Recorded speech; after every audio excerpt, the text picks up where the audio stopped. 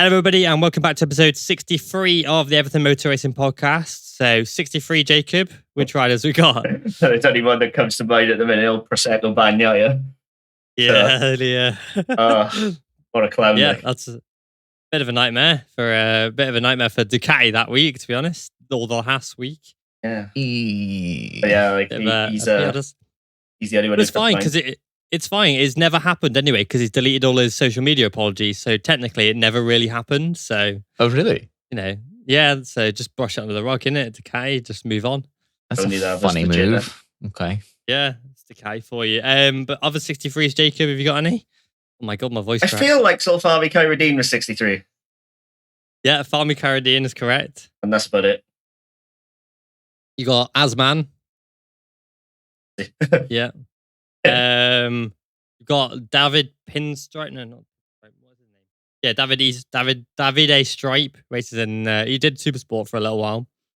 Okay. Italian. I believe you. And then if you want to go F1 as well, you got George Russell. Yeah. So many wheels. Yeah. But as you can tell from the title, we do actually have a guest on today for the first time in like ages. We have tried to get a few guests on, and they've all bailed. So thank you for not bailing, Eddie O'Shea. Welcome to the podcast. Hey, how you doing? Yeah, very well. It's nice to actually be you. I'm good, thank you. Good. Yeah, it's nice to have you on here. It's quite well timed, actually, given the your recent success that we will talk about in a minute. But first, we always do like an icebreaker question.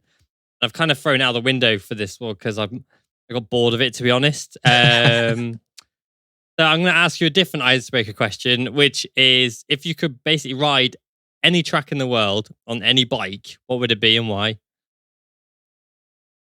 Oh, well, I really want to ride Finland, so that's. But we just seem to not be able to just get there just yet. Due to many reasons, really. But I'm really liking my Honda at the minute, my Moto 3.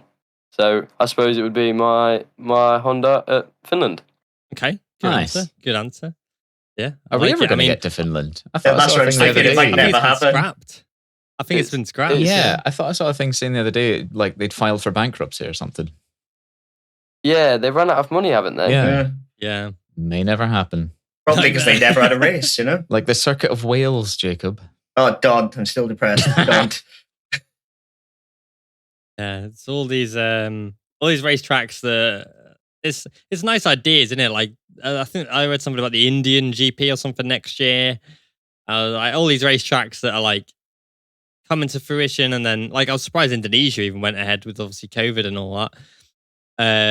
So yeah, no, finally got to Indonesia at least. But yeah, so Eddie, it's nice to have you on. Like we said, very well timed because last weekend you stood on the podium in the, I'm going to say it's wrong, the FIM JuniorGP World Championship. I was going to say Chev Moto 3 then. It is Chev. The JuniorGP Moto 3 podium last weekend at Jerez. So firstly, a massive congratulations to you for that. Hell yeah. Definitely. Thank you very much. Well, firstly, thank you for having me. And then secondly, so in Jerez, I went into it not expecting anything. My team obviously the goal for this year is just to be there or thereabouts, obviously in the front group. And my goal is pretty much to try and prove to my team that to try and get another year, or another team to try and get another year. So obviously that's just my aim for this year, just to bag a ride for next year. So I went this weekend, I did obviously in the JuniorGP it's Thursday, Friday, Saturday, Sunday. So we did 3 sessions on Thursday, ended up fastest in my team, but there's no live timing, so I can't see where I was overall. And then I went into Friday. I think I ended Friday 11th. So it was like, I feel like I have the pace to be in the front group, but every time Rueda came past me in both Thursday and Friday, it was unbelievable. He's on smoke at the minute, isn't he? He's on another level. But it's unbelievable because it's like he makes me feel like I need to just go home because it overtakes me like I'm standing still, and it's just like, oh, it's not good. Anyway, so I went into qualifying. Where did I qualify? 15th? 14th, I want to say. Like that. Something. I think it wasn't my best qualifying. Obviously, my best was 11th, but two I feel like you were 14th, yeah. Penalties. So my best was 9th on the grid. Yeah, it was like 14th, 15th, I think. 14th or 15th. So anyway, that was fine. I wasn't over the moon about it. I wasn't down in the dumps about it. It was just, it is what it is. Mm. Then I went into Sunday, and in morning warm up, I ended 6th.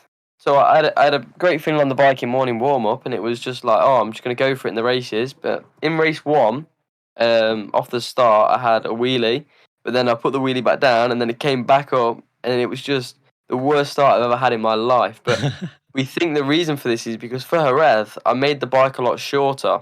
Sure. Like made a shorter wheelbase, but my team was saying, I don't know why you like that, because obviously Jerez just loads of fast corners, so it's like a more stable, longer bike should be more preferred. But I just said no, make it. It feels too long. Please, can you make it shorter? And they did that, and then it was fine. So I went into morning warm up. Felt good. We changed the brake pads. We went for a different setup with the brake pads. So then off the line, wheelie, because obviously the wheelbase is shorter, and then we tried to go through how I could not do it again in race 2. We went through it, and the conclusion was just to let the clutch out slower. Perfect. Oh, nice. Just do that. Easy. I did that. I went, and I was going, and then it just came up, and it slammed down, and then I fell back to 20th off the line. It was just like, this is going to be another tough race. But in race 1, it was just, it wasn't, my head wasn't with it. It was just, I was sort of settled in a group because the front group was gone. So I was just in the second group, and I was fine as it was, and I finished 14th in race 1, and it was just like, yeah, it is what it is. More points, but it's not. This isn't really proving what I need to do for another year. So in race 2, it happened again, and I was like, oh, here we go again. And then I was leading the second group for most of the time, and I seen they put on my pit board +3, and I was like, yeah, I've got that. And then they went to, and then but it was +3, and I was like, oh, it's not getting close. And I was tempted to just start settling into a groove and not push into my limit. And then I seen +2.9, and then that's when it all clicked. That's when it's like, right, let's I'm go. going for it. Yeah. And then the next lap was 2.6, and then it was just falling like a rocket, and I was like, oh yeah, I've got this. And then I caught up, and then with because I've not got much to lose, I was just like, and it. yeah, pretty much just full send, and then I got to second in the group within the matter of what, 2 laps, one or 2 laps, and yeah, it was like really quick. It was crazy. The flash. Yeah. Then the final corner, I went to go up the inside of Alonso, and then Almanza just braked so much later than everyone, took us wide. Salvador went up the inside of both of us, and I came out the final corner 5th, and then so it's crazy. Well, yeah, because I don't even know what happened on the final corner, because they were showing it, and then bam, they cut to Rueda going across the line. You're like, he's 11 seconds up. Stop. Even on the highlights, they were showing Rueda crossing the line. Like, they didn't show the other angle. Really annoying. But then I don't even like. And then obviously you crossed the line in 4th, and there was a bit of obviously confusion with everything that went on. And then obviously David Alonso got handed a 3-second penalty, which dropped him from 2nd to 13th. It just shows how close it is in that championship for one. But then obviously promoted you to the podium. Obviously you didn't get to do the whole part Ferme thing, but like, where describe to me like what it was like, when you received the news that no, you're on the podium, go on the podium. Like, what was that feeling like, and how did you even get told? Were you just sat in the box, or? Oh, it was unbelievable. So I went back to my box, and after the race, and all the team were around me like clapping, and then they all like started patting me on my back, and then I got off my bike and I gave everyone a hug, and then I went back to my box, went to sit down in my chair to talk about how the bike was and how the race was, and then a guy from JuniorGP came running up. He was like, "You P3, go!" And then we turned the screen back on and seen Alonso's bike getting wheeled out, and then we were were like 3 or 4 boxes away from the Parc Ferme, so we ran there, and I did have a Parc Ferme, and I was I had the board. Okay. But they didn't show it because I watched the race back, and they were showing the podium. But when they were showing the podium, I was in Parc Ferme. Oh no. So So we got weighed, we got all checked out, and then we went to the podium. And then I was stood on the podium, but they were speaking Spanish. So I was P3 on the grid on the podium. So I was the first one to walk out. But I didn't know what they were saying. I understood. Yeah. I understand Spanish, but it's like he was speaking. And in the heat of the moment, I didn't know what he was saying. So I didn't know when to walk out, and it was just I couldn't believe it. English is the international language of racing, so it was strange to like, why are you speaking Spanish to me? And then it was all over the place, but I made it work. And then I kept looking to the right to see when to take my hat off and when to start spraying the lemonade. It's no champagne, is it? Yeah, you confirmed it. They always say, "Oh, it's fizzy water." I'm like, no, it's lemonade, mate. Yeah, it's crazy. It's crazy, yeah. Like it was. Like I was so happy for you, obviously. But yeah, it was a pretty crazy race. And obviously, it's nice for you to come back and stand on that podium, especially given that in the Rebel Rookies, for example, at Mugello, you were battling for the potential podium or at least even a victory because in obviously the wet, and then you came 0.001 of a second off of a podium. Like in the rookies as well. Like heartbreaking. Don't remind me. That feeling must have been horrendous. I was P3 running up to the line. So I came at the final corner 5th. I slipstreamed Rueda and Tachicorn, and I was in 3rd. And I could see I was 3rd. And then I was like, I've got it. And then Colin moved across, and then Tachicorn got Colin's slipstream, and then we were literally like that, and then he just went bang. As soon as we got to the line, it was unbelievable. Probably takes on about 3 in it, get in. Like, it's like the finest margins physically possible. It's crazy. But it's good as well because you see a lot of riders that, for example, they might perform well in the Rebel Rookies, but then it doesn't translate over to, say, the Junior GP. Or riders they're consistent in one. Like obviously you got Raspberry, for example, who's a lot better in the rookies. Obviously, he's got the Junior GP win, the season opener, but it's a lot more consistent in the rookies. David Alonso was a lot more consistent in the rookies. So for you to now get this podium, it does build well for a more for a kind of title fight, really. Well, not title fight this year, but next year. And obviously that podium will convert teams' attention towards you.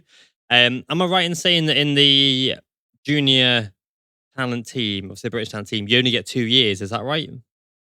Or do you get a third? No, it's not necessarily any period of time. We get 1 year contracts. We get 1 year contracts every year, and I got brought into the box last year, and they were like, "We're going to give you another year, but obviously you need to up your game. You need to do this." And I was dedicated to getting on the podium this year, and I've been so close in rookies, and I've had so many and then no moments, and it is what it is. But this is Tachicorn's 3rd year in talent team. Mario Agi had 3 years in talent team. Okay. But for the Brits, I think every Brit has only had 2. I don't know about Booth Amos. Max had 2, Booth Amos had 1, and Scott had 1, and then went to Aspar under the Dorna, under the talent team. Yeah.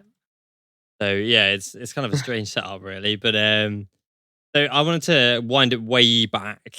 We'll come back obviously to the present day. But I wanted to kind of find out how you started racing. What got you into it. Obviously, I know that you started in like motocross, and you pretty much went the British route. You went up through the Cool Fab Championships, and then on the little mini bikes, and then you did the British Talent Cup. Then you did the British Talent Cup again and came 3rd overall, and then obviously got scouted with the natural progression into the now what is the Junior GP Championship. But what is it that kind of started you racing? How did you get into it? My family, they all like bikes. Everyone likes bikes. My family. I've been watching MotoGP since I was a little boy, and my cousin, well, not my cousin, my mum's cousin, tried out for the Rebel Rookies. He literally just raced pit bikes. Oh, right. He raced pit bikes and he got through to the second day of the tryouts in Rookies. And then, pardon? That's fair play to him. Like, that's impressive in itself. Yeah. So it was like, but I had no idea what it was. I just knew that Jim was off to Spain to go and try out for this Red Bull ride. That's all I knew. And then he came back and everyone was congratulating him. And I went to go and watch him at Stretton Circuit in Leicester, a little go-kart track. And I went there and everyone was congratulating him. And he was on his pit bike. And also my uncle was there racing his pit bike as well. And it was just like a moment of, I want to try that. So then we got a little mini moto, like a Blatter B1 rep. And it was, well, that's where it started. Just after my 7th birthday, I started racing mini motos. Crazy, 7 years old. And then and I actually started in what was called the NMRRC Championship, which is now known as BMB, British Mini Bikes. Okay. I had 2 or 3 years, no, 2 years racing in that. Then I went to Fab because it was because BMB stopped racing mini motos, but I wanted to carry on racing mini motos. Then I went over to Fab, raced in mini motos with many riders now that are in British Talent Cup. So it was a tricky year in mini motos. Then made the route to Metrokit 50s, then Metrokit 70s, where I finished 3rd in the championship. And then I went to, well, in the same year as Metrokit 70s, I got selected by Dorna to go and race in the British Talent Cup when it was the same layout as Asia Talent Cup. Yeah. And the next year, British Talent Cup stopped as the fully funded by Dorna. And then I spent the first quarter in P2 in the championship, then the rest in P1 in the championship.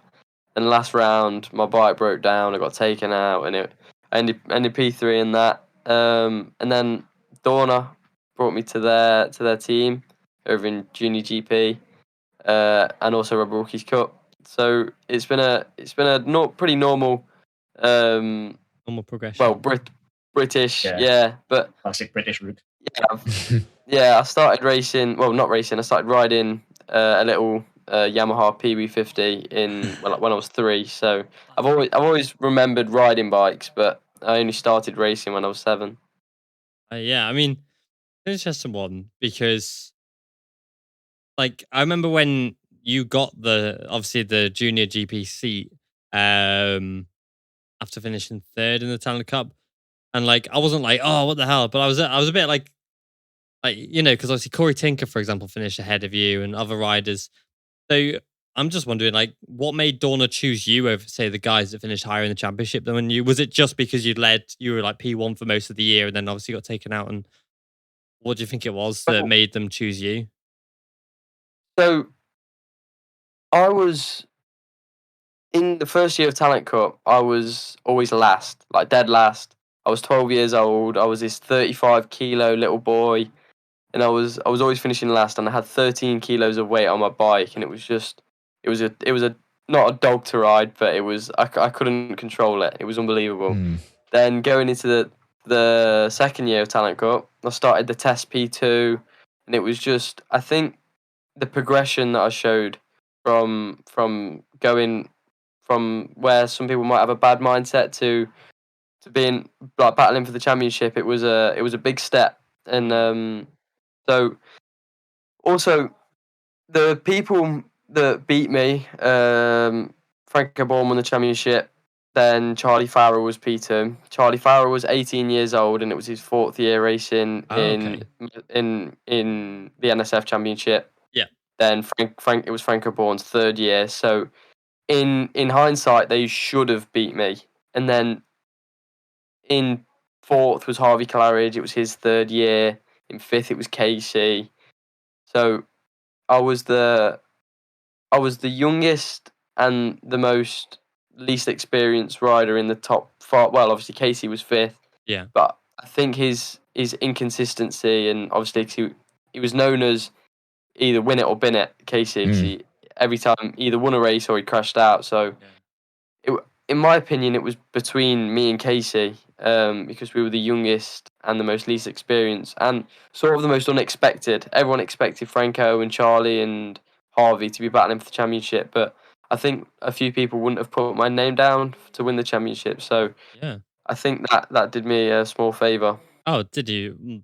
I mean, a small favour is a bit of an understatement, to be fair, especially for that progression to come from, 21st overall to third, I think, because that's the thing. A lot of people think that, the Rebel Rookies and stuff is just about results.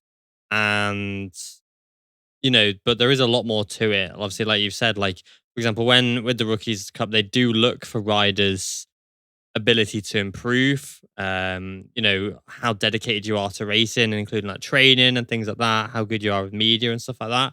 I'm assuming, and then that obviously will just translate over to the British Channel teams and things like that. Because obviously they are looking for the best of the best. But yeah, that makes sense. It was what was the transition like from riding in Britain over to obviously riding in the Junior GP and obviously the Rebel Rookies tracks? Because now I'm not criticizing. I'm not. I promise you, I'm not. But I heard a lot of talk from people that you were bigging yourself up, which you should. At the end of the day, if you're trying to race a championship, you're gonna big yourself up, of course. And then I think maybe for you, this is just me speaking, looking into you. Obviously, you can give me some insight and stuff. It was maybe a bit of a baptism of fire for you when you stepped onto obviously that, because the level is so high in the rookies and junior GP, especially compared to the UK, for example. So yeah, what was that transition like, moving from the UK over into Europe against the best riders in Europe? Oh, it was unbelievable, the step from Britain to the Moto3 Junior World Championship. It was like, it definitely humbles people, like 100%. It's like, sit down. It's crazy. But in Talent Cup, I was quite a quiet kid. I never really. I was, because in Britain, many Yeah. riders go out after like the qualifying sessions and they ride the bikes around the paddock together. And I Yeah. was just used to always sit in my motorhome and just be with my family. And I was always known as I never went out. And Yeah. it's same in Junior GP. I always just sit in my truck, but it definitely humbles you if you've got any sort of arrogance to you or any sort of, if you go there and you're not within the top 15, it's like, take a seat. Yeah. People just say what are you doing here? Or many people have told me that European Talent Cup should have been the step for me from Talent Cup to Junior GP. Yeah. And in the first year, I'd say I agree, because I battling for to not be last, to not be last is it takes a big hit mentally, and it's Yeah. not good. But it's just going from, I don't know why, but every time I finish a year in a bad way, I always go into the next year with just a mindset of, what am I doing? Why am I not battling for like first? So it's always happened. I always have one good year, one bad year, one good year, one bad year. So it's not good as a racer, obviously, because if you go into Moto3 and have a bad year, it's like the hate you must get is unbelievable. Because in Junior GP, I'm not a very well known character, Yeah. but if you're finishing last in, no matter what position you finish in Moto3, you're a known rider. So if you're having a bad year in that, I can't imagine what it must feel like to have. But I feel like everyone, no matter what, deserves a second year in any championship. Yeah, because at the end of the day, your first year is literally like, well, it's your rookie year, isn't it? It's the year where you learn everything and try and get to grips with everything. And especially for you, because obviously you race a standard Honda in obviously the UK with the British Talent Cup, and then you moved over to the Honda, the bigger one, the RW, is it? Which is a bigger Honda, and then you were riding the KTM as well and the Red Bull Rookies, which last year wasn't, obviously it has been upgraded this year, because last year you only had like the single front brake and things like that. It was very bone stock, whereas this year it's a bit more closer to the Grand Prix like the, you see like Jaime Messier and stuff riding, and obviously the guys in the Junior GP as well. So, for you to then, it's all tracks you've never raced as well. You've obviously spent your time in England and stuff like that, and then to come over and then have to learn the tracks against riders, like obviously because last year, for example, in the Chev Met 3, you're against, Daniel Holgado, Ortola, Munoz, Salvador, Alonso, Rueda, who have been riding these tracks since they were kids for years, So then the expectation for you to then come in and hit the same level I can imagine it's tough. Yeah, obviously the step between but with Spanish kids, if they've never come and raced in Spain, I feel like it's a lot more similar to Spain and Italy because British tracks, we don't have runoff, we just have grass. Yep. It's it's unbelievable. The step between British tracks and the feeling with the tyre is so much different because the tracks are such a better they're just better. It's crazy. So to go from Brands Hatch, which was my final round at British Talent Cup, to then do a test in Montmello, Catalonia, it was night and crazy. day. Yeah, genuinely, just like night and day. Mad. I mean, what's your favorite track that you've raced so far? Because obviously you get to do quite a lot, even ones that aren't on the Grand Prix calendar, like the Estoril and stuff like that. And so, what's your favorite track that you've raced so far? Favorite track is Jerez. No. I wonder why. No, Jerez is actually. I'm not a fan of fast corners, so Jerez isn't up there. But saying that, my favorite track is Sachsenring. Yeah, but I much prefer lefts than rights. So Jerez is Sachsenring is obviously left. So, and I don't.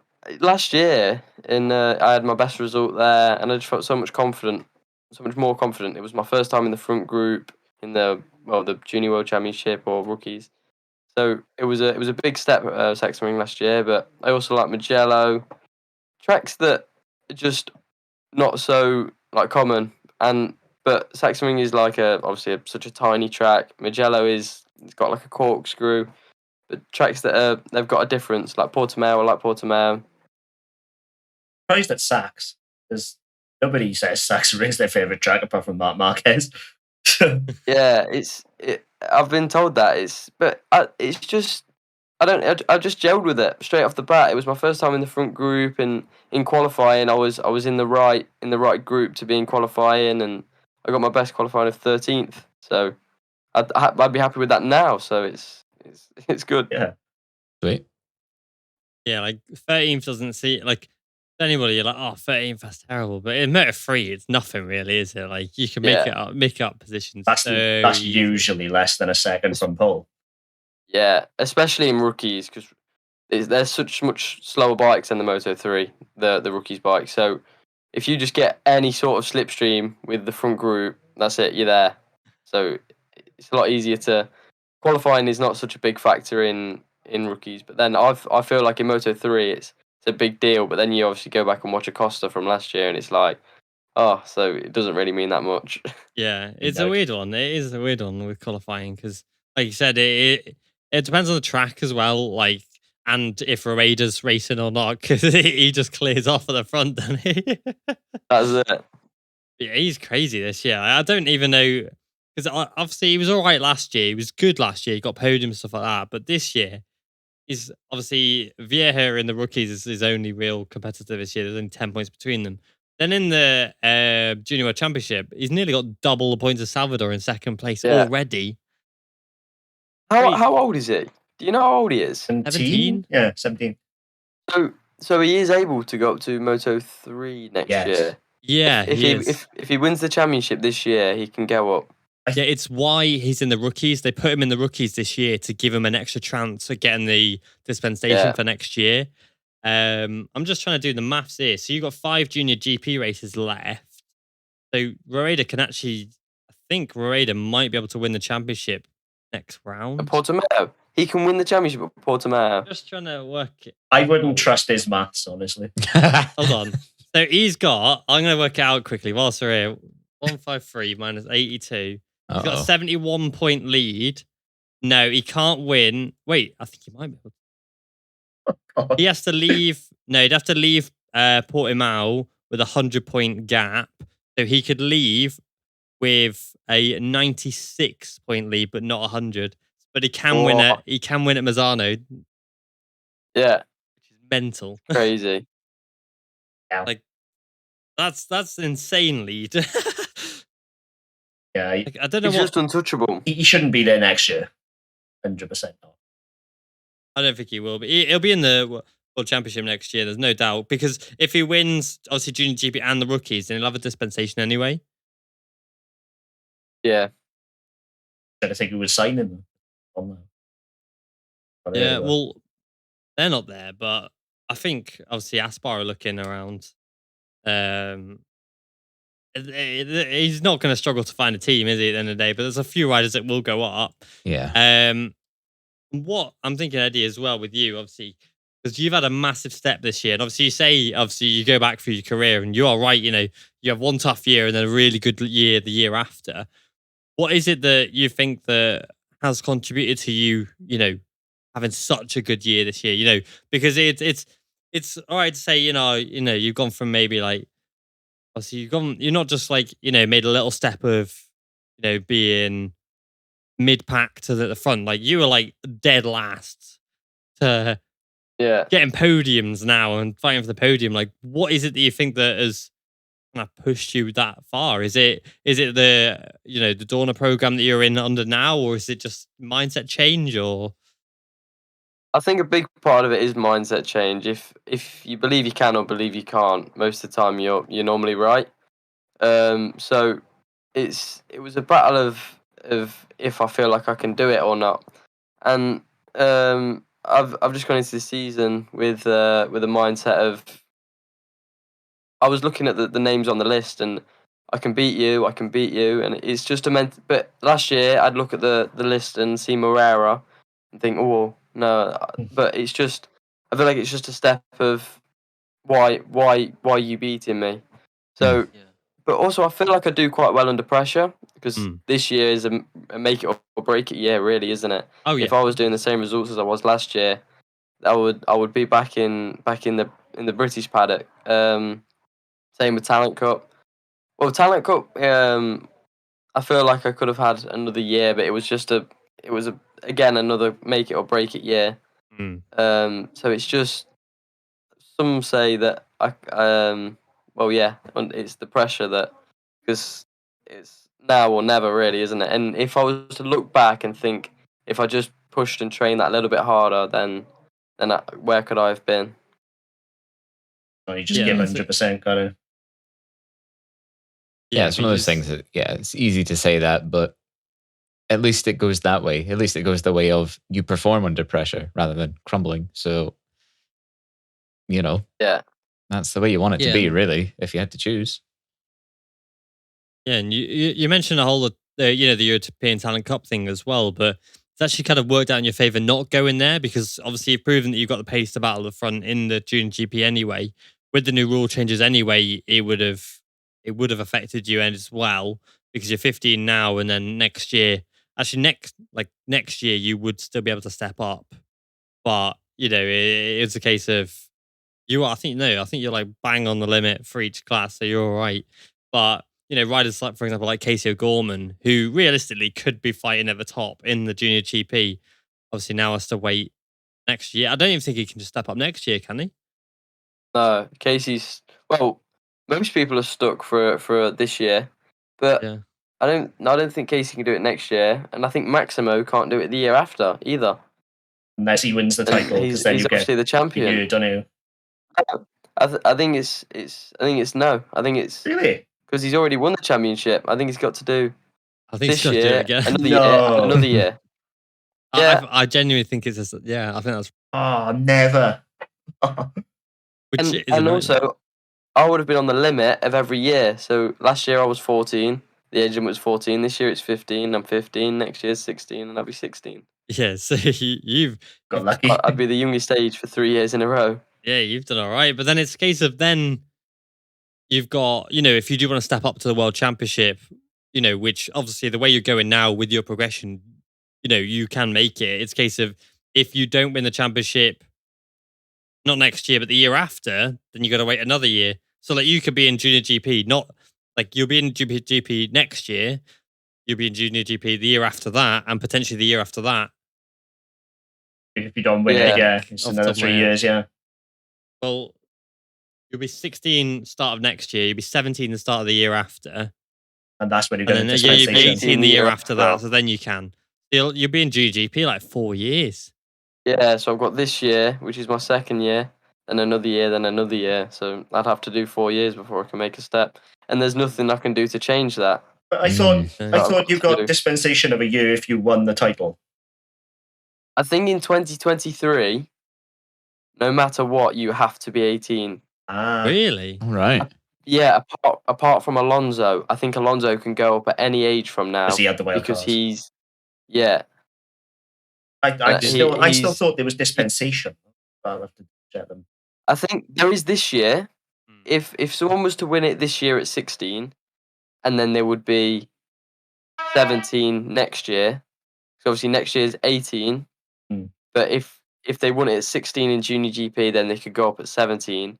But then the year after that, no matter what, you have to be 18 in all classes. Mental.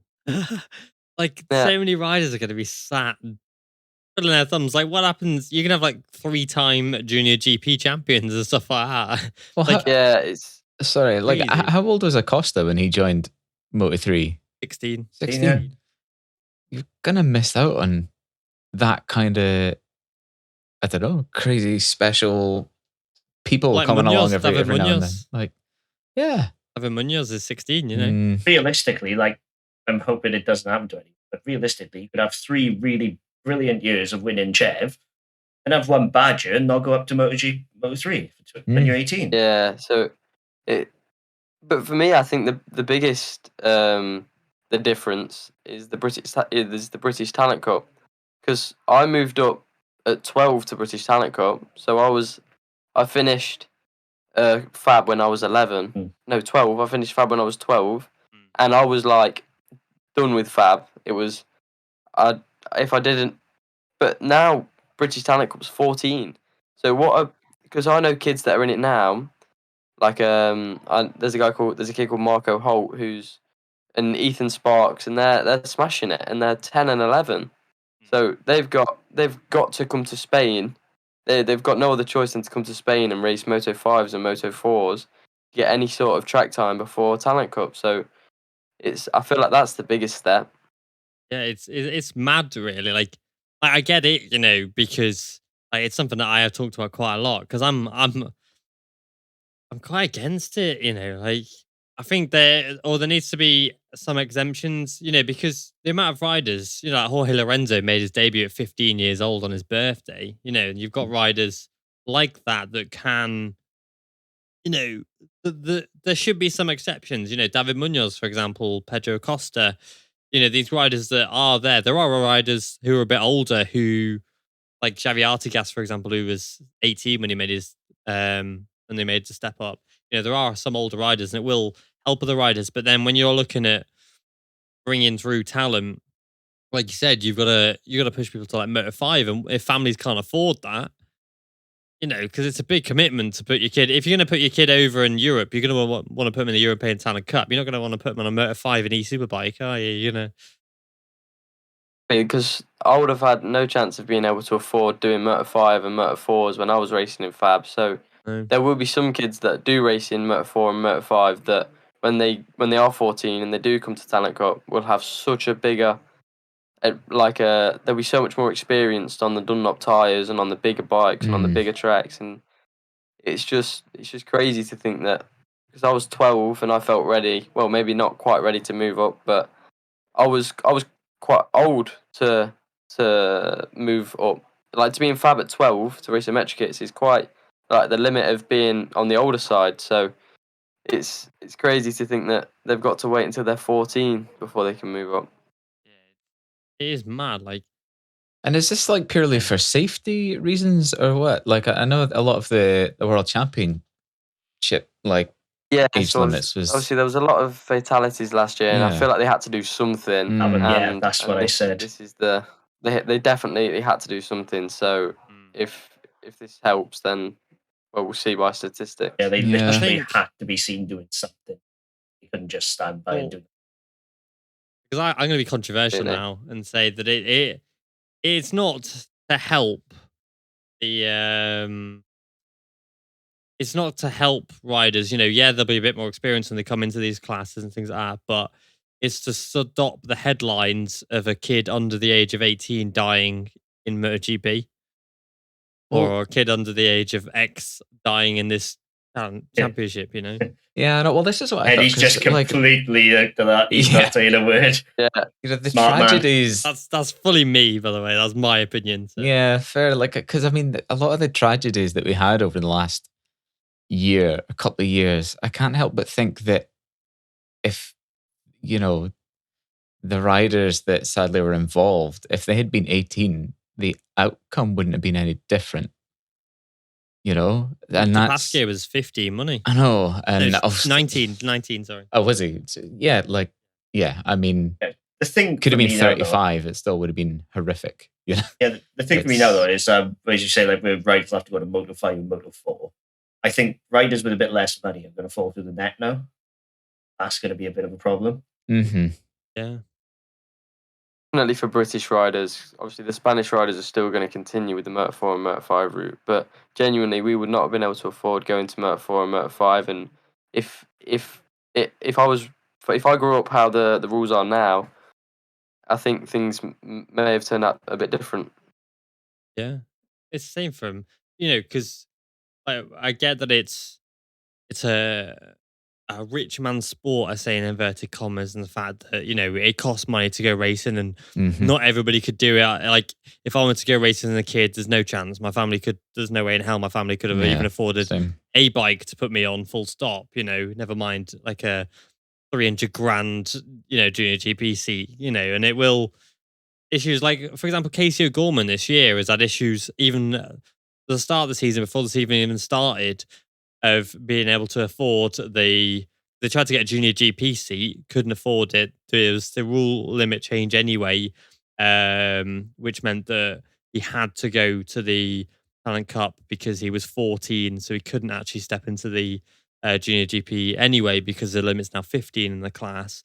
But he has struggled, and he's been crowdfunding his whole entire season because he's got to go around Europe. He's got to do, obviously, he's with the Vision Track squad as well, which does help, but it's not going to take the full burden of traveling between races. And for regular families, it will, if they're now, their kid is ready to step up, or she are ready to step up to the World Championship, say at the age of 16, and they've got to spend 2 more years now. Like Harrison Vaught, for example, now has got 2 more years in Junior GP. Like, 300k a season. Unsustainable, isn't it? Happening, is it? Mm-hmm. Definitely. And he definitely had the right timing, I feel. Yeah, I mean, Yeah. sorry, carry on. No, I've been very privileged with the age rule, because obviously I've always been the youngest you can possibly be, which I feel like is a good thing, Yeah. because I've had experience. I've already had experience, and I'm still the youngest you can be. So, but I feel like it's because this rule change has pushed many riders on. If it stayed as it was, I feel like obviously people like Josh Watley would still be in Junior GP.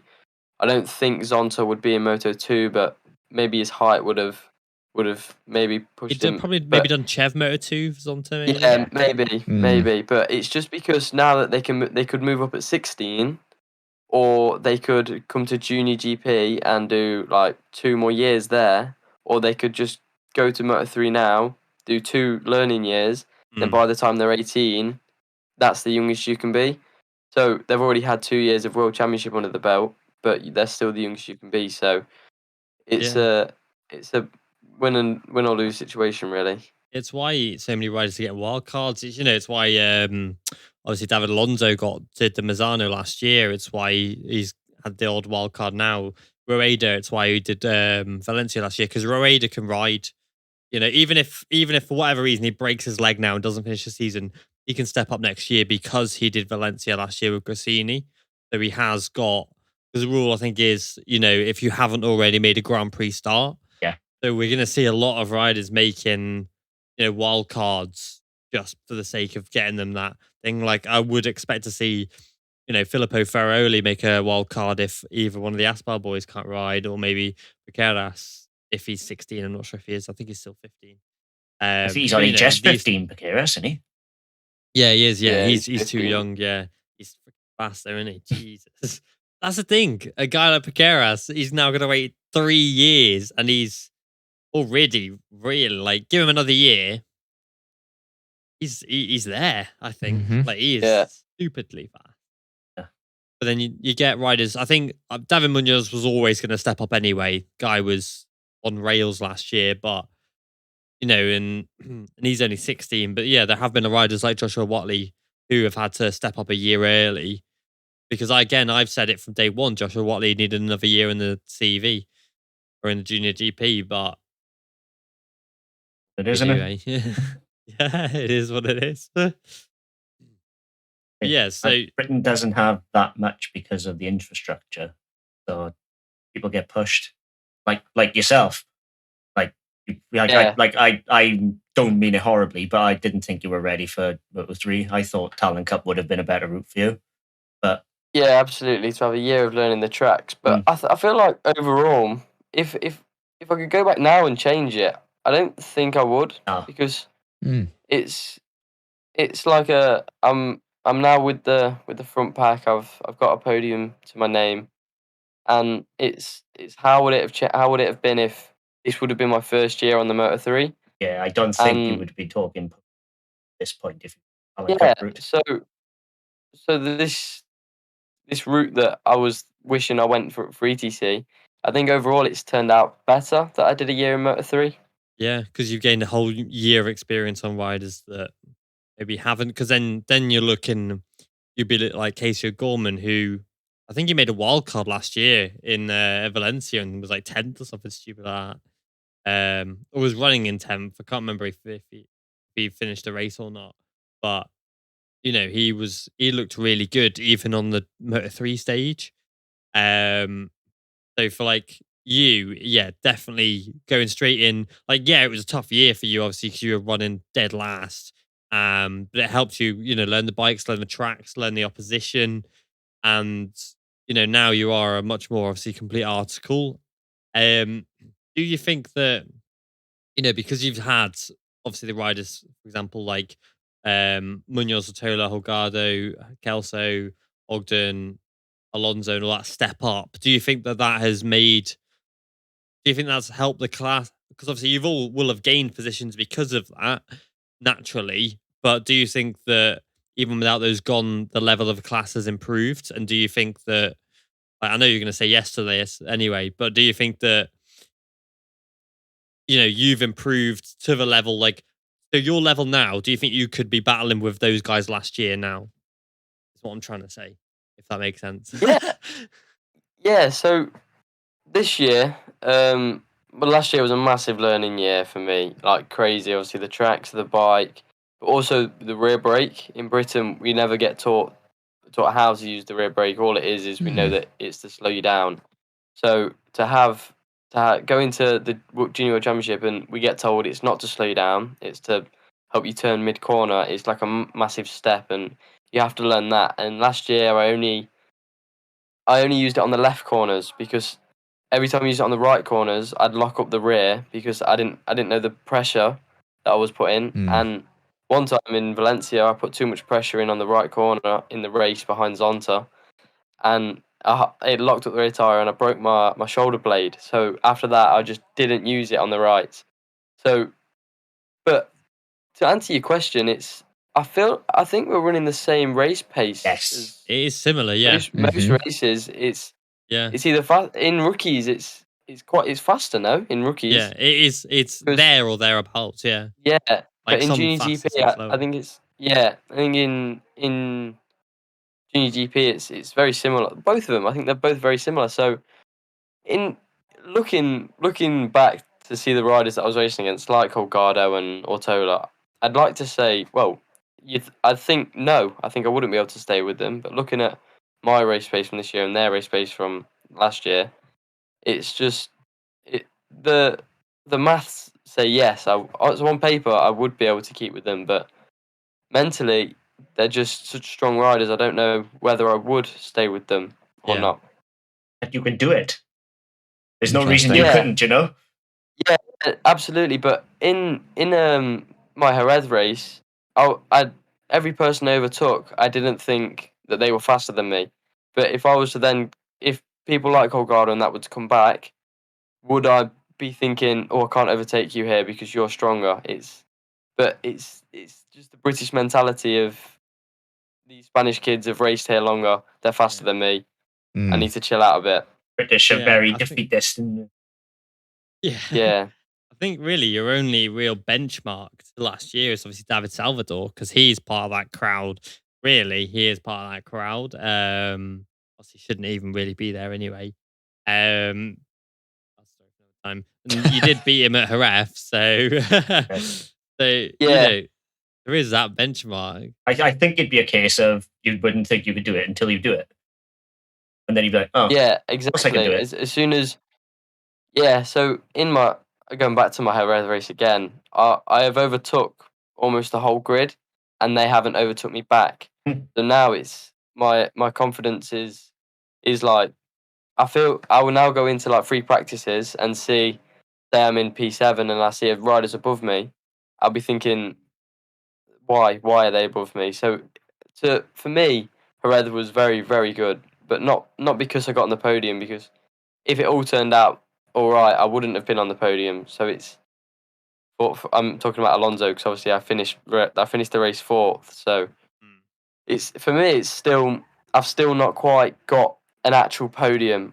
On statistics, yeah, I have got 1/3, but for me, I've still not got that feeling of like, You've not got it yeah, on track I've been kind on of the thing. podium. Yeah, and Yeah. cross the line third sort of thing. Yeah.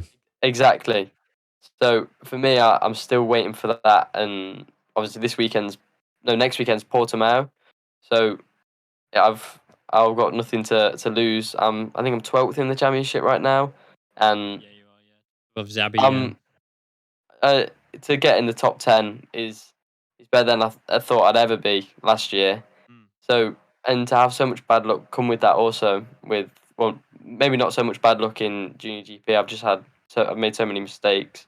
I crashed out of the front group in Valencia, and many crashes, many mistakes, and so to be there or thereabouts and near the top 10, I'm happy with that.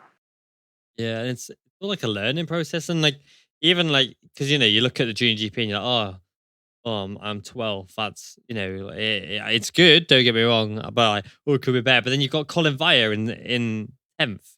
Who's second in the Yeah. Rebel rookies. And he's fast in Junior GP He's also. rapid. It's just, yeah, he's had some amazing races, and then he's had some really, well, He not won obviously race not really one, bad, didn't he? but exactly. But Yeah. in Valencia, he was battling for like 15th, but not due to any other reason other than he just, I don't think he was quite with it. Mhm. And it's just, it's so strange to see that, because in rookies, Colin it's Colin and Rueda really. Oh yeah, When yeah, they overtake you, it's like, right, go. yeah. Then in CEV, it's with Colin, if he'll either clear off from you or you'll overtake him and he'll drop back. So it's that 1%, isn't it? It's that 1% that makes a Yeah. difference between being on the podium or struggling way back. It's Exactly. crazy. I think the encouraging thing as well is that obviously where you've only just got to the top, like got stood on the podium, you're still nowhere near the limit. hmm because Rueda showed that. Rueda shows us where the limit is, and to be fair, if I could have him in the championship again next year, I would have him. Because he's just setting a benchmark. He's making all of us look silly, even though we've got second and third. He's like, no one cares He's because like 12 seconds up the road. everyone's just like, we need that kid in first. But Yeah. if he wasn't there, it would be like, oh, he's quick, but he's sat us all down, really, hasn't he? He's really humbled us, everyone. Yeah. like, and the thing is, it's quite funny actually that because Rueda's won every race bar 3, and Estoril was second, Valencia got 4th, then 1st, and at Jerez he got 2nd and a 1st, and that 2nd was behind Colin Vaya of all people as well. Exactly, who's 10th in the championship. Yeah, which is crazy to think that a guy who's because he gained obviously 25 points from that. He's now sat on 41, so he had like 13 points. He was like down in like 20th before that win. Yeah, but it's crazy because he's fast. Oh, he's super quick. And it's strange to see how a rider can be so good in the Rebel Rookies and then not as good in the Junior GP and vice versa. And like, yeah, the bikes are a little bit different, but it's still the same rider. It's still the same guy under the helmet. It's still the same riders he's racing against as well. Yeah, absolutely. Yeah. Do you obviously with the Honda, or like I get that you're a Team Asia, British talent team, etc. Do you get to like share data with like Monlau, etc., or is it just between talent teams? No, we don't have data from any of the teams. I have the data from Mario IG, Agura's nice. a common person who I compare my data with. We sometimes have Mino, but it's mainly Agura because obviously he was in talent team last year. But I think we also get it handed down from Honda Team Asia. Okay, That makes sense. Interesting. Yeah, I mean, it's good though. Like, it's not good for you to not be able to see Rueda's thing, but it's like they are the same bike. Obviously, you're both riding a Honda. Well, yeah. But okay, you're both riding a Honda on paper, but it's just weird to see how that he can, obviously on the identical bikes, that he can extract so much more from the bike. Yeah, I like it. That'd be the interesting thing to see where he's gaining. Yeah, exactly. Like, how is he doing it? But we have in Jerez, we had data from Agura for a 44.5, which is all-time lap record, but it was a private test with talent team, so it isn't the all-time lap record. But it's like through the final sector, we seen the data, and my line was here, and his line was like a centimeter on the laptop above mine, and it's just like, how on earth can you do the final sector that much? Like, because I'm going into the final, like the last 2 corners, the last 2 rights, thinking like I'm on the limit, and then I'm going back to seeing my data and seeing Agura's like 10 kilometers faster than me, and it's like, what? So much further to go. That's why he's being touted for a MotoGP ride, though. No? I think that is where he's at.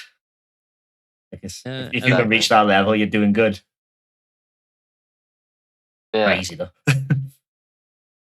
No, but a 44.5 is crazy. That's ridiculous. Yeah, that's actually I think the all-time lap record's a 44.9 is the official all-time lap record now.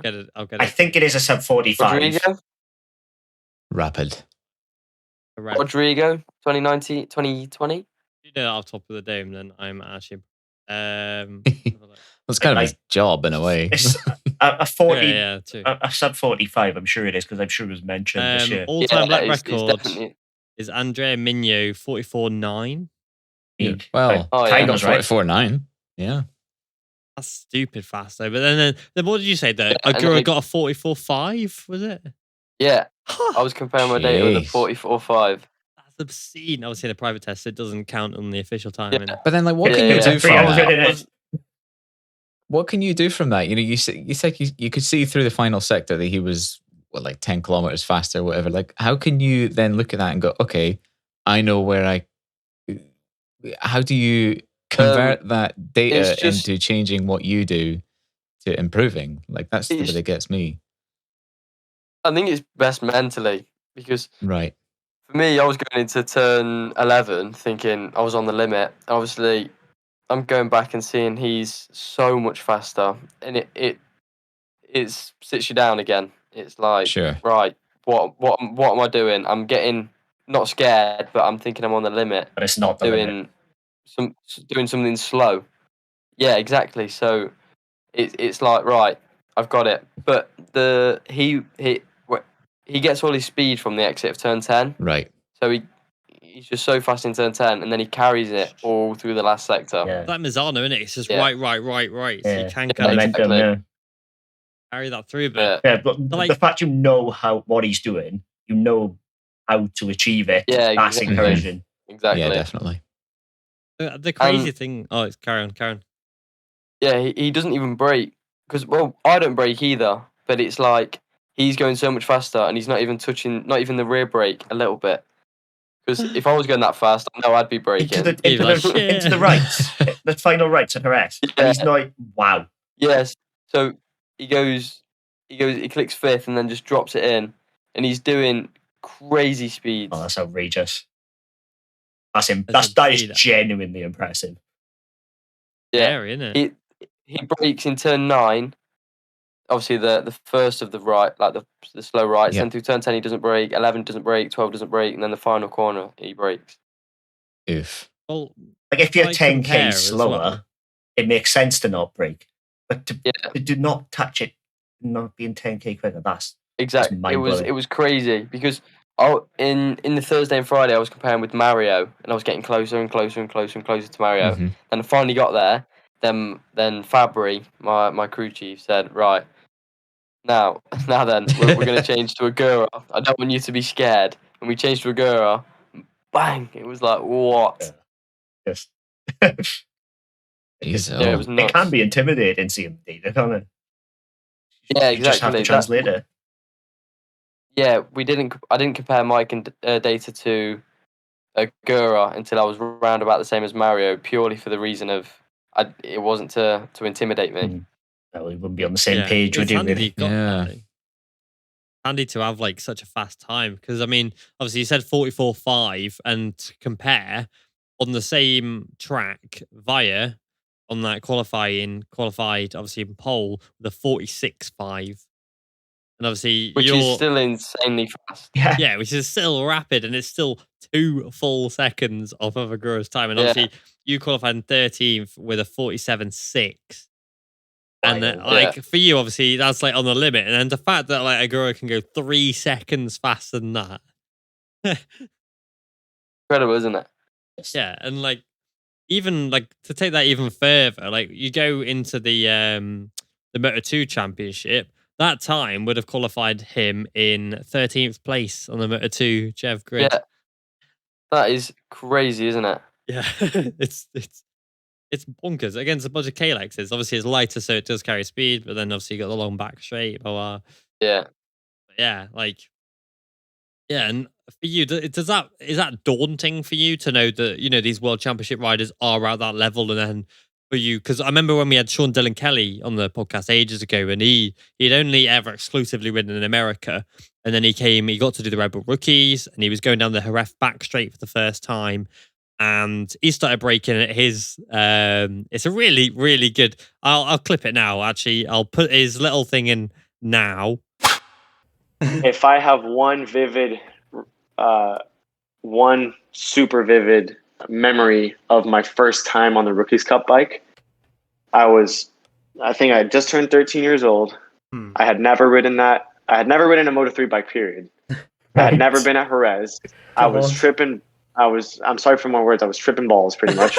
And I remember going down the straightaway at the back of Jerez, and as I'm about to start getting on the brakes, listen to this closely. I'm about to start getting on the brakes, and Raul Fernandez comes by me on the Moto3 bike on the outside of me, still tucked in. Oh my! And he starts braking like 50 feet in front of me, on the curb on that bike, and I'm like, "That's what I have to do." This is next level. That is the level.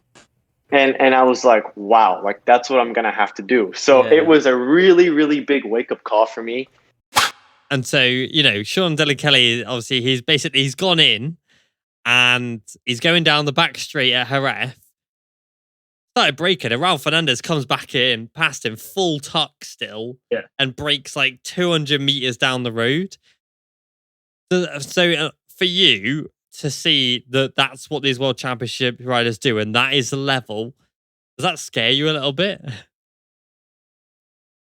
Yes, no, it's just like, it's really good to see where the level is, to see how much further you've still got to go before you can even nearly say that you are capable of winning, fighting for the championship, the World Championship. But yeah, your story with Sean, I had a similar one with Diogo.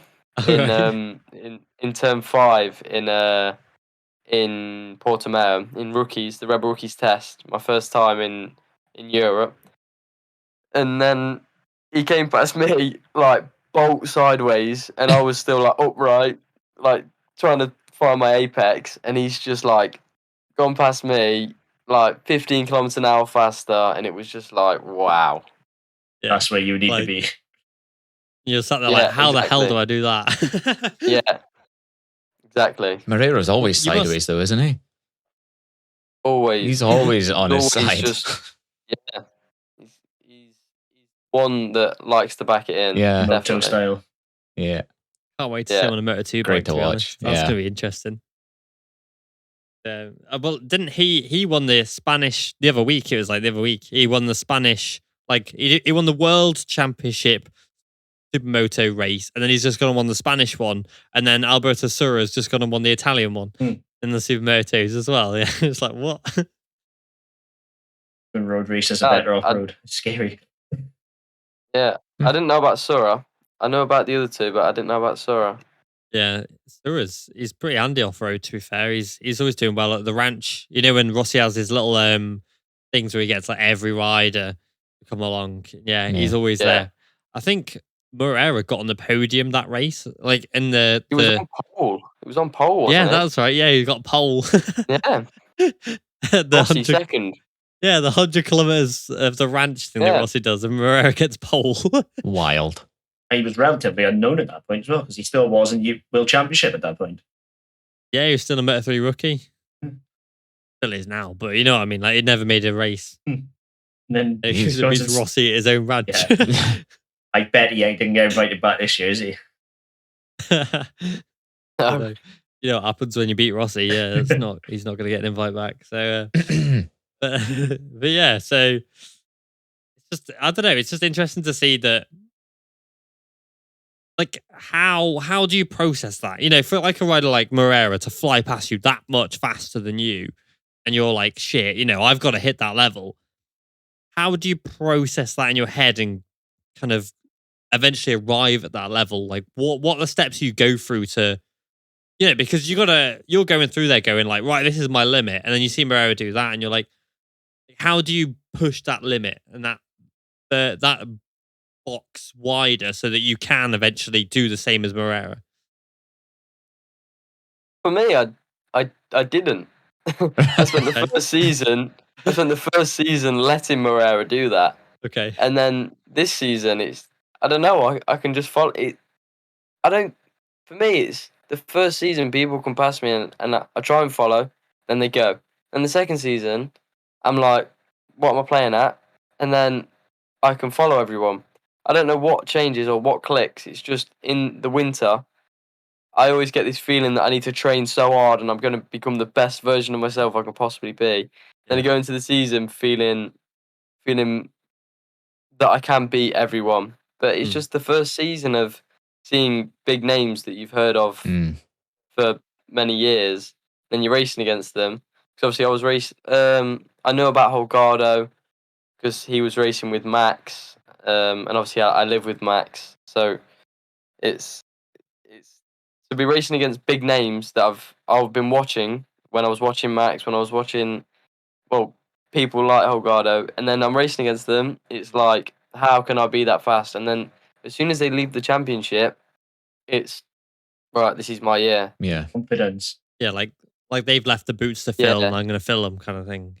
Yeah, I think the thing is at any level. Like no matter what you do racing, you see someone do it visually, you know it's possible. Like whether you're at the back of like a Thundersport race or World Championship. Exactly. It's the same with data. I know that's not visually, but it's visually possible because I can see it on the screen. Yeah, you know it can be done. Like even it's hard to get there, but 100%. Because you know it can be done, and I've got to do it now. Exactly. I think it's just making sure you keep things like the data and people passing you and stuff, keeping that as a motivator and not letting it, beat you down and being like, Jesus Christ, like that's another level that I need to find. Just being like, okay, I know, like I say, just keeping it a motivator, and that's the main thing. And it's clearly working for you. You're getting there. So just keep motivated. Yeah, mindset. Well, we see it with, guys like Vinales and all that. It's so much of it's in the mind. So racing is 99% between the head. It's that simple. Mm-hmm. There's nothing between your ears, but whatever. I definitely think so. I'd say so. I think racing is one of the most mentally not challenging, but I don't know how to put it. Like, you need your mentality side of it more than most sports. If your head's not in it, then you're not in it. Yeah, you got no chance. I mean, yeah. Do you do anything specifically to help you mentally with it? Because obviously a lot of riders these days are using rider coaches and things like that. Is there anything you specifically are doing to help with the mentality, or is it just a case of, I don't know, just getting along with it, biting your gum shield and getting on with it? No, for me, I feel like now, obviously, I was in Jerez. It was my first time battling for the podium, and I now actually know I physically can not beat everyone, but I can be faster than them, and I can do this and I can do that. But for me, I've not solidified my place of being a front running rider until I show it again in Portimao. Because for me to go from, I know I started the season with a 9th, then I was like 11th, then like 15th. So I was always around 9th and 15th, and then to go straight to a 3rd, many people will be saying, "Oh, it's fluky, it's this." Yeah. The front group is messing each other up. So I now need to continue on this. I can be fighting for the win. Well, win depending on whether a wader goes or not. Yeah. So yeah, it's the biggest part of this year for me, is now continuing on this.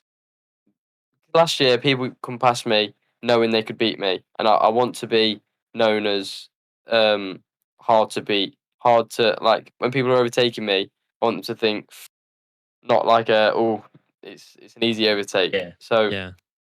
and I think I know David Munoz is getting a lot of stick for being an aggressive rider and all of this. From me. Mostly deck. Yeah. Everyone's saying he's no, definitely. No, I agree, because his race at Assen, it was never making that in any year. No. With any tyre, he was not making that. No. But it's just, I can guarantee every rider on that track doesn't want to overtake him. Yeah. True. Yeah. Yeah. A good point. I know it's not. I know it's not good to watch, and it's not good to be known as the person who takes everyone out and hits everyone. But nobody wants to overtake him, and surely that's where you want to be as a rider. Yeah. He's getting a lot of stick, but for me, that it's not where I don't want to be in his boots. I don't want to be known for taking people. The guy out takes everyone this. out of session ring and all that. But to be a rider that just gets overtaken, like you're standing still, it's a big hit. Yeah. And just to be known as a rider that is safe and just lets you overtake them. No, but you've got people like Lunetta, who you'll be here and they will still try and push you in. And Munoz was the worst for it. If you could be here and he'd let the brakes off and just turn in on you, it doesn't matter if anyone was making the corner. Yeah. But it made everyone just think, I don't want to overtake you, I'm just going to wait. And then if it comes, it comes. And as a rider, I think that's the best place to be. Yeah, Max Biaggi used to do that in the 250s all the time. Yeah. Just let the brake off, and if you hit him, you hit him. People get so much stick for it, but it's where I want to be.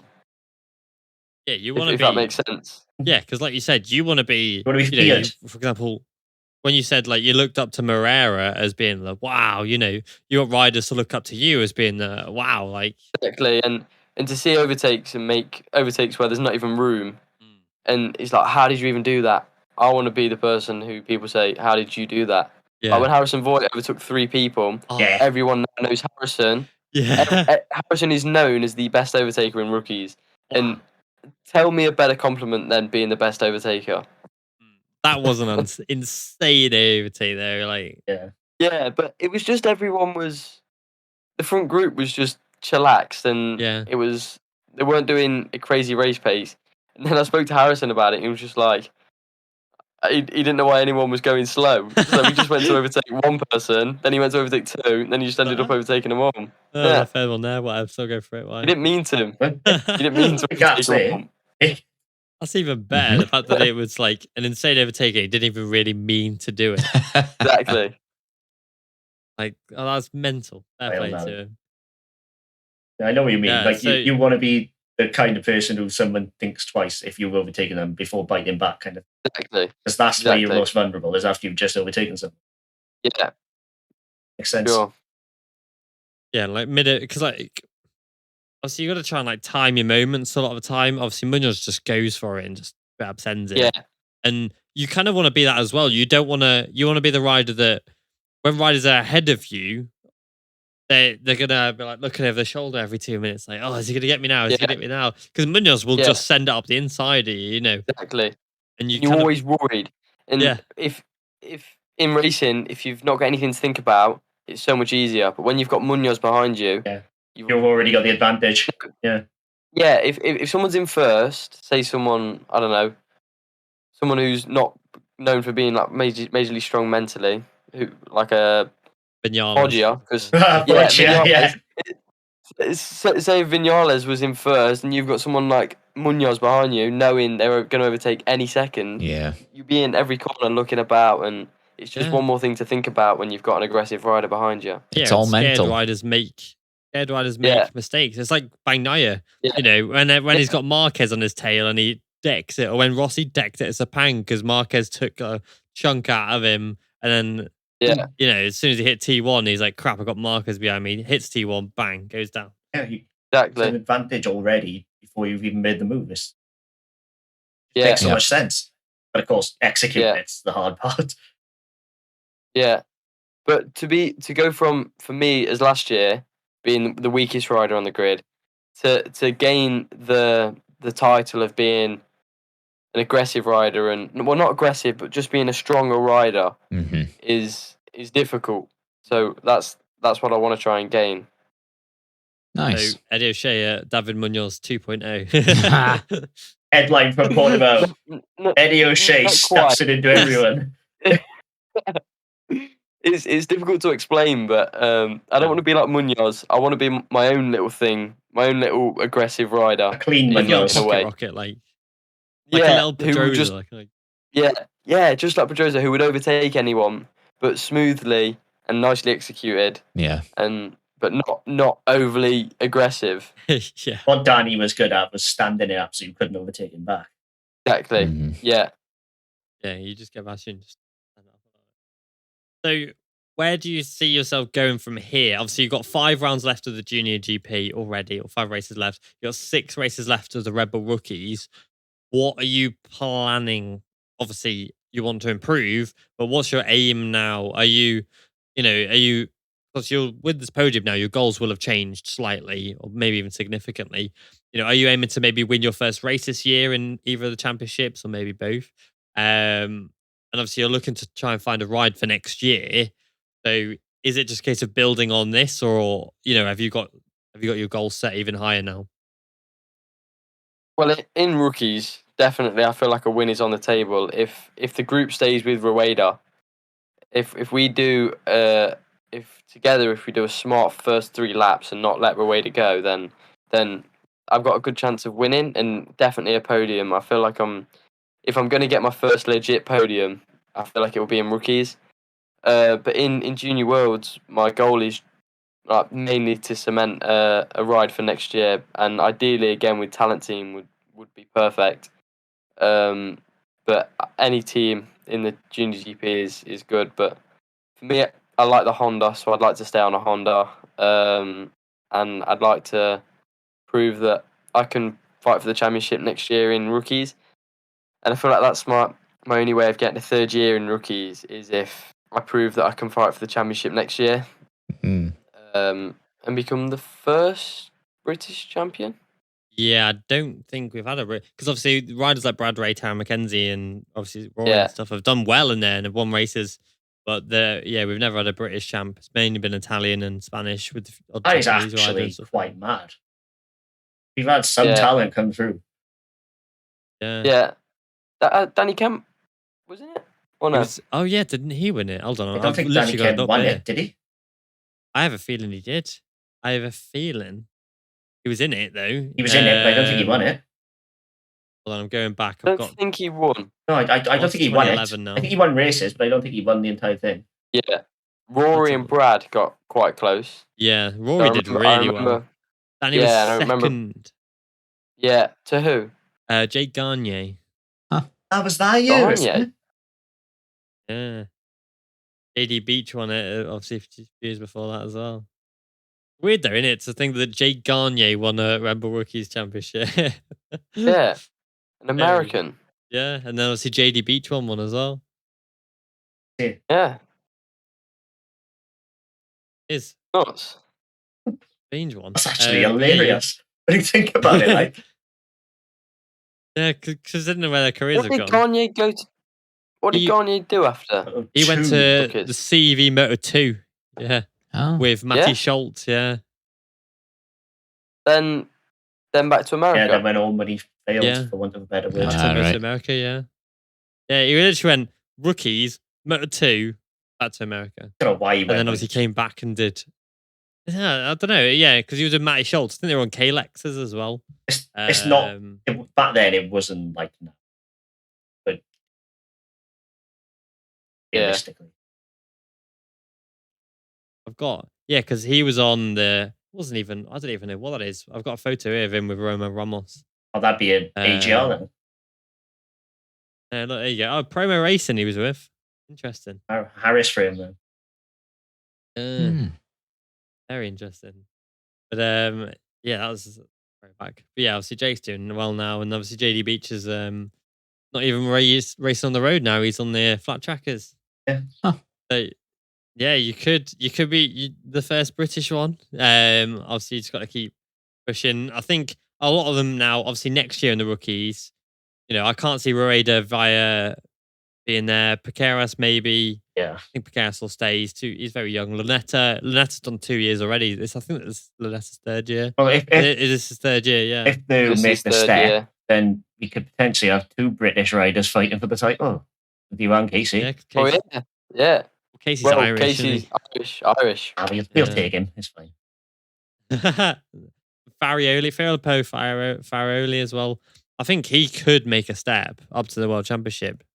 Yeah, I think he could go to Moto3 next year, but it's strange how he hasn't done any wild cards yet. I feel like I don't think he's ready. Is he? No, but neither was Lunetta when he went to Assen. Yeah, neither's just what's the face? Sorry to cut you off. David Alonso's not ready. Well, yeah, but I feel like it's just to dip your toes in, just to see how far you actually are away. Yeah. And just to have one round under your belt is maybe Misano. Quite good. He's Italian. Maybe they'll give him an Italian wildcard or something. Italian, isn't he? I know, because we're racing in Misano. Oh yeah, of course you are. Yeah, Yeah, at Misano. Of course, yeah. Because he's Farrell is 17 at the moment. He'll be 18 next April. So he might miss the boat. But he's 16 now. He's 17 now. But he'll be 18 in April. Yeah. But a lot of riders like Brasserie, he won't be in the rookies next year. But he's like 22 now, isn't he? Old. 21, yeah. 21, yeah. He's old for the rookie. But I feel like if Agura does go to GP, then Mario will go to Moto2, and then Tachikon maybe to. That would be the sensible route. They wanted to put in. Who's the Japanese one who was your teammate last year? Matsuyama. That's it. They were trying to put him in there, but he just didn't. I don't think he showed the level, did he? Is that right? He was my roommate. He was unbelievably fast, but he had like no.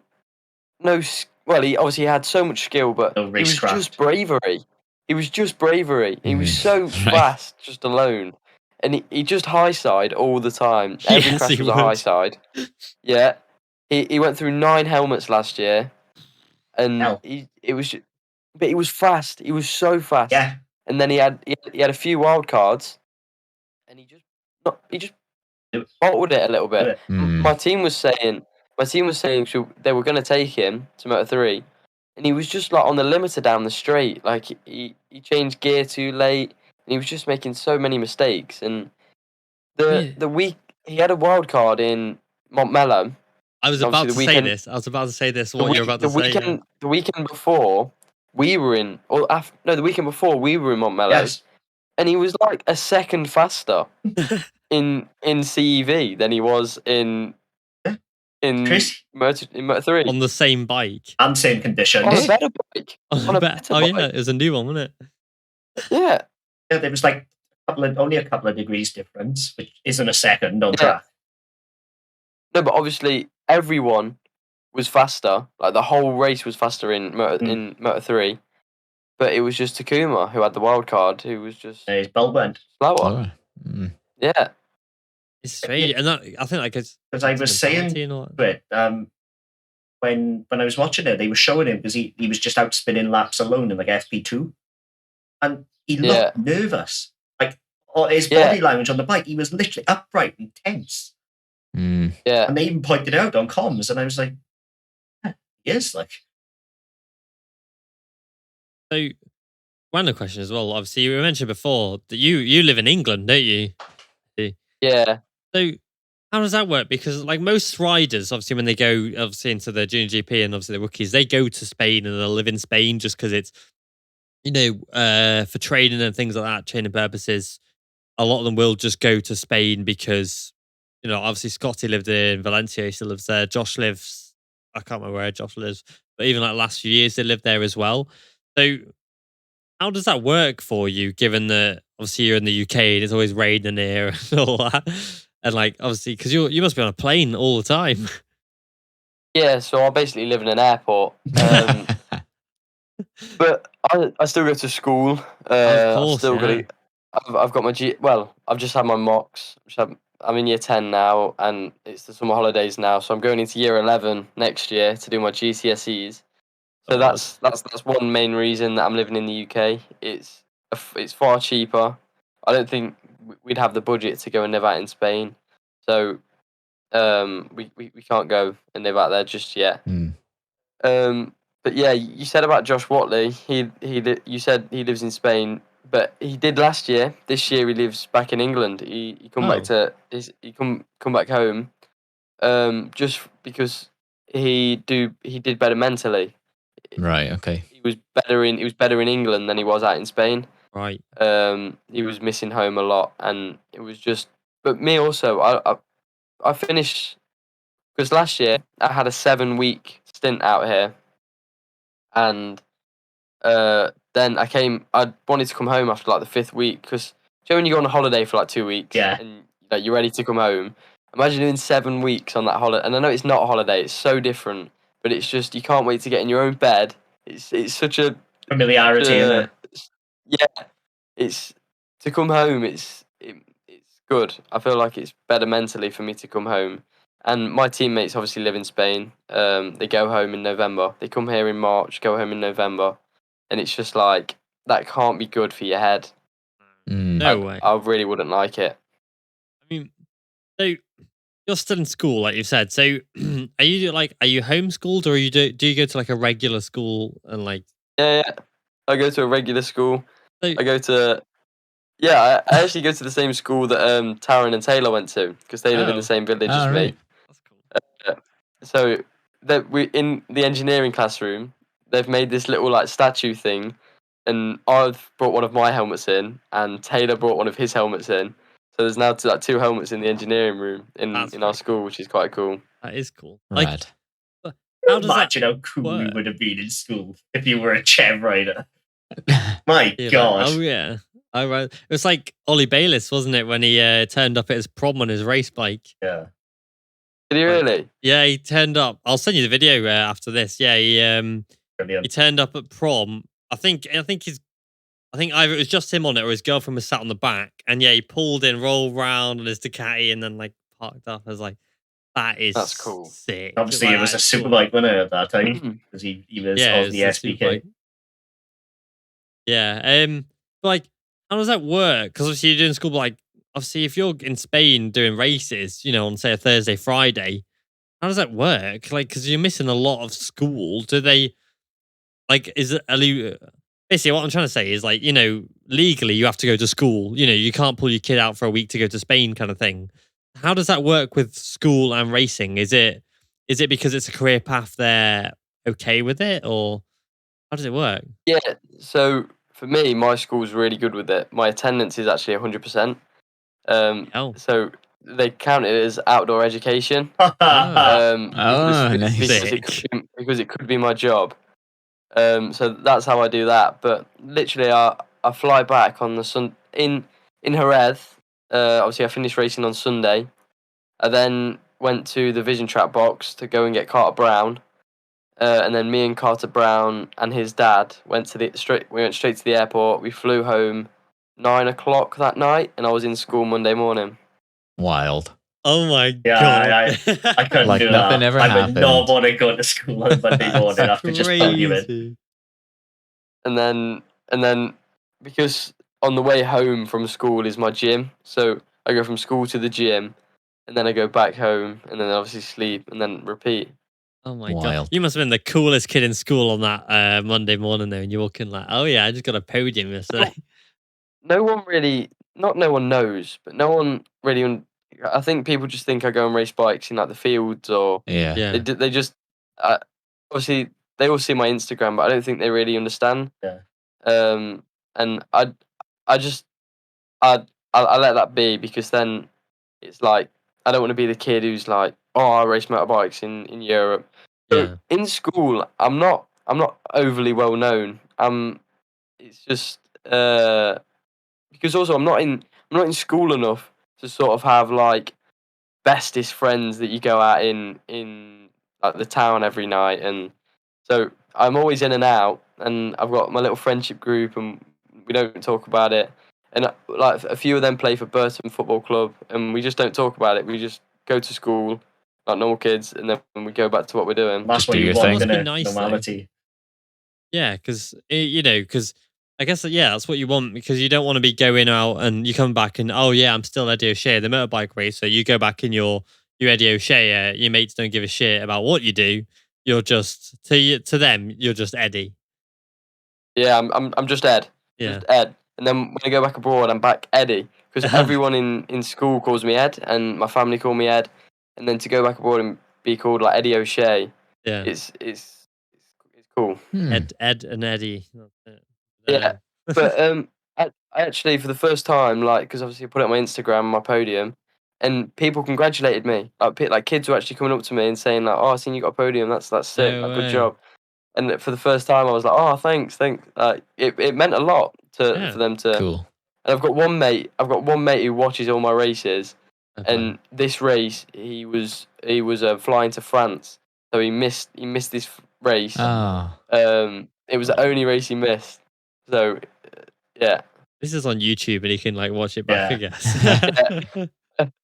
Bloody hell, man. That's pretty cool, though. Like, yeah, because I kind of look back, like when I was in school forever ago. I'm like, I've been so cool to be like a bike racer whilst in school and all that, but you're like living the dream for me, I think. Well, I mean, I literally raced, but for me, it's like literally not even national championships, and everybody was like, "Oh, bikes." I don't know how you get away with it. For me, it's so nice to come back to normality.